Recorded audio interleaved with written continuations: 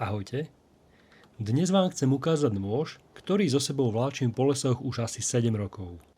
Keď sa povie Glock, každý hneď myslí na pištoľ.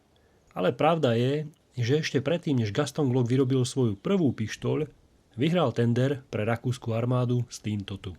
Toto je Glock 78, teda poľný nôž. Hneď na úvod si ale povedzme jednu zásadnú vec. Toto nie je žiaden jemný klasický bushcraftový nôž.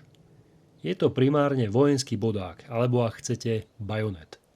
Ale poviem vám, na prežitie a na tvrdú prácu v lese poslúži veľmi dobre. Vyrába sa vo viacerých farebných variantách. Okrem klasickej čiernej ho zoženiete aj v olivovo-zelenej, pieskovej či sivej farbe. Poďme sa pozrieť na fakty, čísla a poviem vám na rovinu, ako sa tento nôž správa v praxi. Začneme tou najdôležitejšou vecou, čepeľou. Je dlhá 16,5 cm a hrubá približne 5 mm. Tvarom je to vlastne úzka dýka. Ale to, čo robí ten nôž nesmrteľným, je materiál. Nie je tu žiadna super tvrdá moderná nerezovka. Glock použil klasickú pružinovú uhlíkovú oceľ a čo je hlavné, zakalil ju len na 55 HRC. Na dnešné pomery je to veľmi málo, no má to svoj zmysel. Rakúšania chceli nôž pre vojakov na prežitie. Keď s ním budem páčiť bedňu alebo keď ho vrazí medzi skaly, tá čepeľ sa nezlomí. Ona zapruží a maximálne sa ohne. Ak trafím kameň, ostrej sa nevylomí, len sa ohne do strany. Ale táto mäkšia uhlíkovka prináša z praxe jednu dôležitú vec. Ten nôž relatívne rýchlo stráca svoju ostrosť. Najmä keď s ním chvíľu sekáte alebo režete tvrdé drevo. Výhoda však je, že sa skutočne ľahko brúsi. Ja to robím tak, že po práci s drevom ho len zoberiem, párkrát ho poctivo obtiahne na koženom remeni a on znova chytí tú svoju jedovatosť.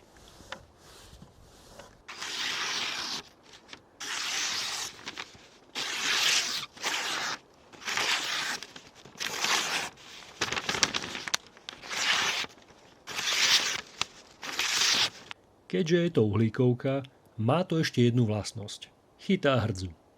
Preto je celá čepeľ potiahnutá čiernym povlakom. Povlak funguje, neodráža svetlo a chráni oceľ. Ale tam, kde sa ti to časom zoderie, alebo priamo na reznej hrane, ti to začne hrdzavieť. Takže po príchode z lesa to chce aspoň pretrieť handrou a kvapkou oleja. Prečo vám tu hovorím o čiernej povrchovke, keď moje nože majú odhalenú čepeľ? Musím priznať, že svoje Glocky som si upravil podľa seba. Tá povrchovka má svoj význam, ale ľahko sa ošúcha a potom to vyzerá naozaj otrasne. Takže to bola prvá vec, ktorú som odstránil jemným šmirgľom. Mám rád čistú oceľ a hrdze sa absolútne nebojím. Druhá vec, ktorá mi tam prekážala, bol zobák na vrchu záštity. Myslím, že to slúžilo na opretie noža o pušku. Ale dalo sa to využívať aj ako otvárač na fľaše. To bola druhá vec, ktorá šla preč. Pretože neplánujem nôž nasadiť na pušku. Chcem ho využívať iba v lese. A vždy, keď som si chcel oprieť palec o chrbát noža a pracovať s ním, tak mi to tam jednoducho prekážalo. Chrbát noža je žiaľ zaoblený, takže na kresanie iskier s firesteelom vhodný nie je. Jedine, že si tú ostrú hranu urobíte doma sami. Z výroby prichádza tento nôž relatívne tupý. Výrobný uhol ostria je robený na sekanie do plechu.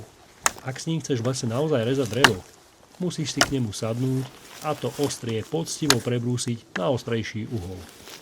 Zaberie to čas, ale zmení to tento nôž z tupého páčidla na reálny pracovný nástroj.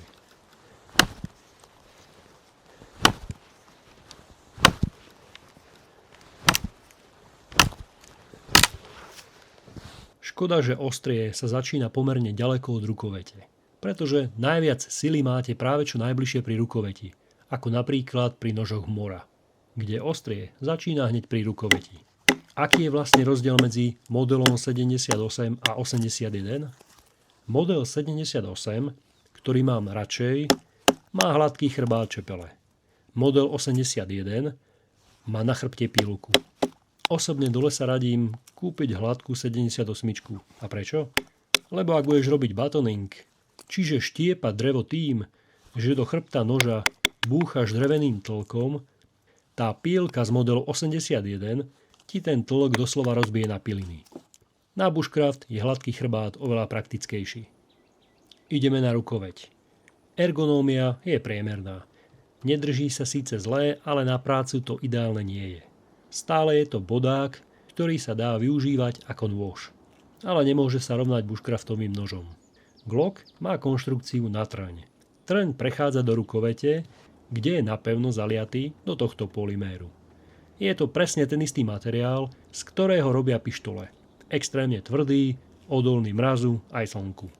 Toho, že to nie je full tank, sa vôbec nemusíš báť. Zlomiť ho v rukoveti je mimoriadne náročné. Je to nezmar, ktorý vydrží neskutočne tvrdé zaobchádzanie. Celý nôž váži okolo 200 gramov. Je pomerne ľahký. Vďaka ľahkej rukoveti je ťažisko noža presne pri záštite. Je dobre vyvážený na vrhanie a vďaka tej pružnej oceli sa nemusíš vôbec báť, že ho pri hádzaní do starého pňa zlomíš. Mnoho ľudí, čo vrhajú nože, radi používajú práve tieto nože od Glocku.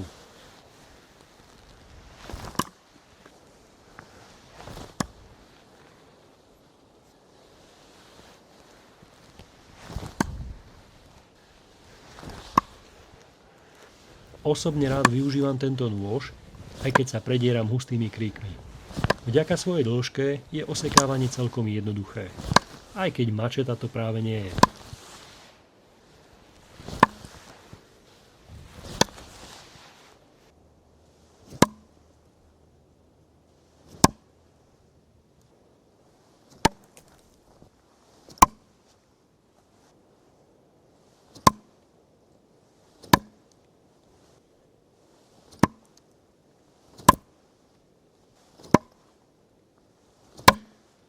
Nakoniec púzdro. Je skvelé. Má slim design. Dole má dierku na odtok vody. Keď nôž potlačíš dnu, počuješ kliknutie. A nôž skutočne drží. Môžeš s ním behať, skákať, nôž jednoducho nevypadne. Aby si ho vytiahol, musíš palcom potlačiť túto páčku. Jednoduché a spoľahlivé. Plus, to pútko hore vieš roztvoriť, takže púzdro si pripneš na opasok alebo na batoh, bez toho, aby si musel opasok rozopínať.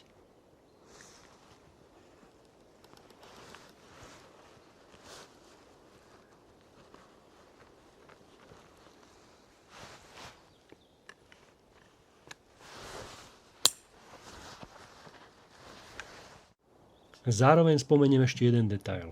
Keď vyťahneš túto záslepku na konci rukovete, zistíš, že rukoveť je dutá. Nôž bol navrhnutý ako bodák pre útočnú pušku a dutina slúži na to, aby si nôž nasunul pod hlaveň pušky. Aby som to zhrnul.